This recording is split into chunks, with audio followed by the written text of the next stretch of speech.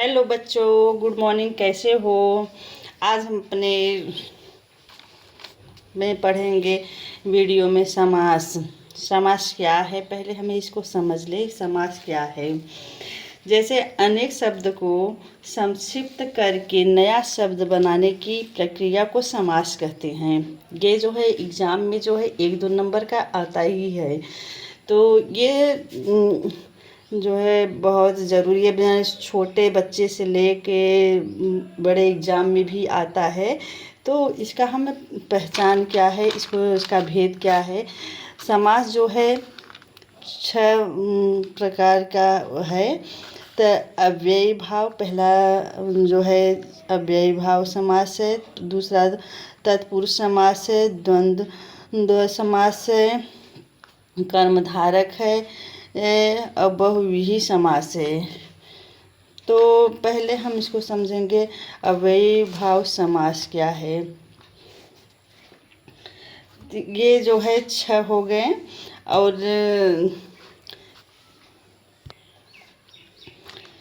जिस समास का पहला पद अव्यय होता है, क्या होता है? अव्यय होता है, उसे अव्ययीभाव समास कहते हैं। इसमें क्या है? समस्त पद, लिंग, वचन, कारक आदि की दृष्टि से नहीं बदलता। जैसे भरपेट, प्रतिदिन, इसी प्रकार जो है अव्ययीभाव है।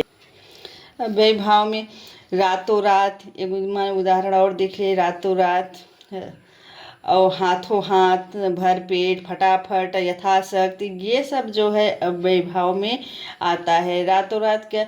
रात ही रात में, अगर लंबा लो तो मैं इसे संक्षिप्त कर दिया गया है। रातों रात। हाथों हाथ, हाथ ही हाथ से। भरपेट, पेट भरकर। यथाशक्ति, शक्ति के अनुसार। तो यथासंभव, जितना संभव हो सके। इसी प्रकार से जितना इसका उदाहरण देखेंगे उतने जल्दी आपको जो है यह याद हो जाएगा। दूसरा है तत्पुरुष। थोड़े से बस ध्यान देना है और इसमें कुछ है नहीं। थोड़ा सा अगर हम ध्यान दे देते हैं तो ये सब जो है बहुत अच्छे से आता है। किताब में पढ़ोगे तो बहुत और अच्छे से समझ में आएगा। तो नंबर 2, जिस समास का दूसरा पद प्रधान होता है। क्या होता है? जिस पहला जो रहता है शब्द वो प्रधान रहता है तो उसे तत्पुरुष समास कहते हैं। जैसे डाकघर, तो ये 60 में हो गया है। तो डाक के लिए घर, क्या है? डाक के लिए घर। शिव भक्त, दूसरा क्या है? शिव भक्त। तो शिव का भक्त आदि, इसमें दूसरा पद घर और भक्त प्रधान है। इसमें विभक्तियों का लोप हो जाता है। जैसे डाकघर में में के लिए और शिव भक्त में का विभक्ति लोप हो गया है, उसे तत्पुरुष समास कहते हैं। तो ये तो आप लोग को तो अच्छे से समझ में आ गया होगा तत्पुरुष को। अब हम तीसरा जो है पढ़ेंगे द्वंद्व समास। द्वंद्व समास क्या है? द्वंद्व समास क्या है? इसमें जो है जिस समास के दोनों पद प्रधान होते हैं। इसमें क्या है? जिस समास में दोनों प्रधान पद होते हैं उसे द्वंद्व समास कहते हैं। जैसे कापी किताब, छोले कुलचे, दाल भात, ऐसे रहेगा तो ये जो है द्वंद्व समास होता है। दोनों समान जो है प्रधान रहता है। जैसे खट्टा मीठा एक ले लो, खट्टा और मीठा, रात और दिन, भैया और भाभी, दाल चावल। तो इस तरह से जो है दोनों समान रहेगा तो उसे जो है द्वंद्व समास कहते हैं। अब वो चौथा जो है कौन सा? द्वंद्विक समास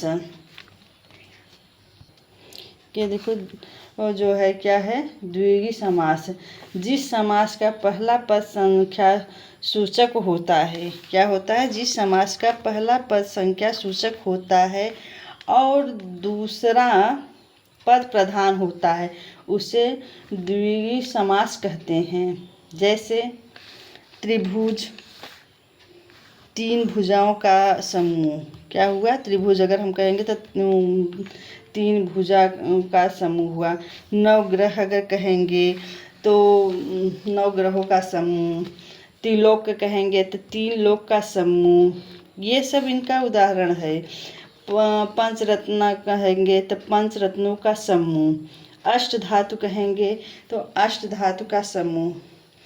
तो इसका पहला पद संख्या सूचक है और दूसरा पद प्रधान है। इसे द्विगु समास हम कहते हैं। नंबर 3 कर्मधारक समास। नंबर 5 कर्मधारक समास। इसमें क्या है? जिस समास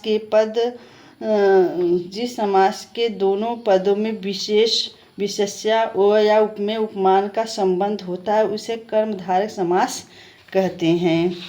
जैसे हरी मिर्च जो है तो हरी है जो कि मिर्च है। प्रधानाचार्य, प्रधान है जो आचार्य हैं। लाल किला, लाल है जो किला। पीताम्बर, पीत है जो अंबर।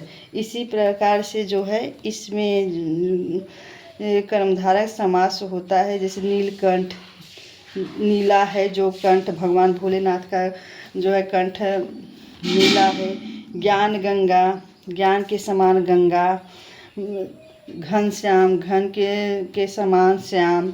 इस तरह से कर्मधारक समास होता है। नंबर 6 बहुव्रीहि समास। अब इसमें क्या है? जिस समास में दोनों पद मिलकर किसी तीसरे पद की ओर संकेत करता है। क्या कह रहा है? जिस समास में दोनों पद मिलकर किसी तीसरे पद की ओर संकेत करता है उसे बहुव्रीहि समास कहते हैं। तो इसमें एक एग्जाम्पल उदाहरण देखिए। पीताम्बर, पीताम्बर अगर हम कहेंगे तो भगवान विष्णु का स्मरण होता है। जैसे पीत है अंबर जिसके विष्णु हैं। 10 मुख, अगर हम 10 मुख कहेंगे तो हमें रावण का जो है दिमाग में आ जाता है। 10 मुख किसी और का नहीं, बस रावण का था। नीलकंठ को, नीला है कंठ जिसका शिव भगवान का। मृगनयनी, मृग के समान जो नैन वाला हो। लंबोदर, जैसे ले लो लंबोदर, लंबा है उदर जिसका गणेश जिसे हम कहते हैं। 12 सिंहा, 12 है सिंह जिसके त्रिनेत्र 3 है जिससे भोलेनाथ का।